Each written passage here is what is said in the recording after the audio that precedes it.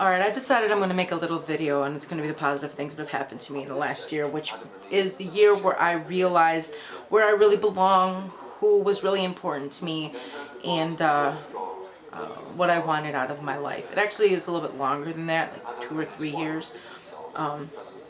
Yeah. My mom told me when I left the organization that there was no way you were going to find happiness without Jehovah. Well, guess what, Mom? I'm happy, and guess what? It's not in the organization.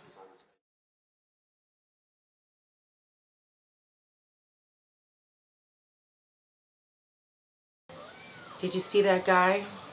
He's the one person who was able to bring me out of dark, out of the cold. He showed me that love was possible out here. I met him 12 years ago, and 12 years ago I knew that I was going to marry that man. I did, and we did. And this has been the best time of my life. I hope you enjoy. Alright, so I had another video done up that was all musical and pretty and making a statement, but YouTube wouldn't allow it because it had some audio track on it that it didn't agree with, or that wasn't okayed by whatever they said. So hi.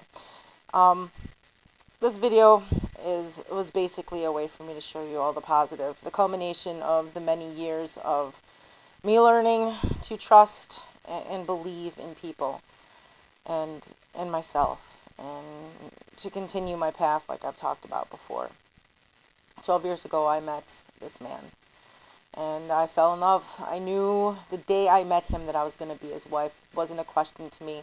I told him that no matter how far away he got, no matter where his path took him, I knew beyond the shadow of a doubt that it would end up together.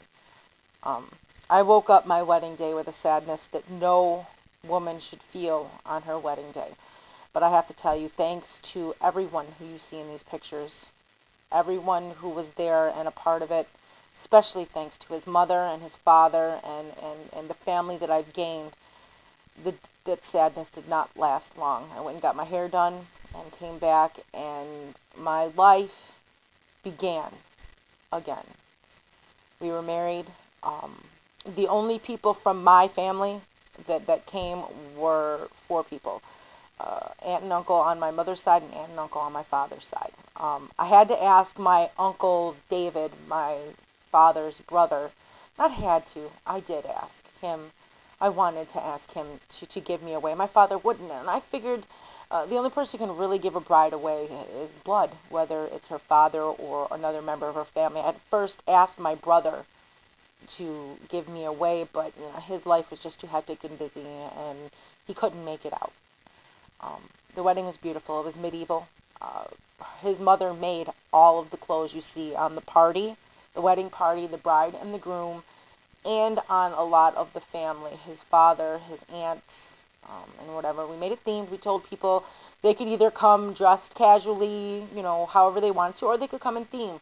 And being as it was a medieval fairy tale type wedding, as you can see the wings, I told them, whatever goes. I had fairies, I had pirates, I had princesses dressed in the colors of the wedding, which were purple, gold, and black. The rings were collider rings with the 2 hands holding the heart and the crown. And it was just amazing. The party afterwards, most of the older crowd had left, and we decided, that was the time to get things started, and we did. We had an absolute blast. It was beautiful, and it taught me a lot about the people around me. It put a period, an exclamation point on the end of a very long sentence, and started a new paragraph, and I'm excited to read the rest of this book. I really am. Before the wedding, I actually gave my father a chance. I went to him without my mother being around, because all of the communications have always been just me and my mother, me and my sister.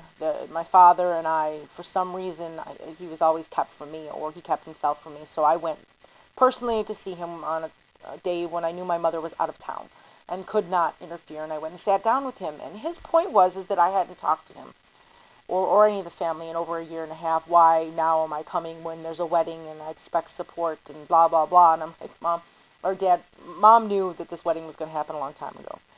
She told me a year and a half ago not to contact the family, that the separation had to happen now because she couldn't handle it anymore. She couldn't do it. She in good conscience, could not be a part of my life if I was not going to accept the truth and be a witness and come back. So I did. I closed that chapter and I moved on. My brother left the organization a short time later, and he called me, and we were talking, and the moment I hung up the phone, my mother calls. She found out that Lewis and I were conversing. Oh God, he's conversing with an apostate, someone who's left the religion. It's just going to solidify in him to not be a part of the whole thing. And she called me, and that's when she decided she wanted to meet with me and my soon-to-be mother-in-law. My mother-in-law, when my mother finally showed up, this was, oh, I don't know, maybe 4 weeks before the wedding, showed up and wanted to give her side, explain to her why she didn't want to be a part of this moment. She sat in horror, my mother-in-law, and jaw on the floor, listening as my mother said the things that she said to me when I was a child, the things that scared the hell out of me when it came to me wanting to leave the organization. And, when you left, it was like you ripped my arm off, but I will survive because I have Jehovah, because I have his organization. My mother-in-law was stunned. This is your daughter. You said those things to her? She could not believe it. My mother became very angry and said, I should never have come here. This was a mistake. And she left. And I could not believe it. I could believe it because I'd been there. I've gone through this for so long. She left, and my mother-in-law looked at me and she says, I thought you were exaggerating. I didn't believe that this is really, what your life has been with this situation.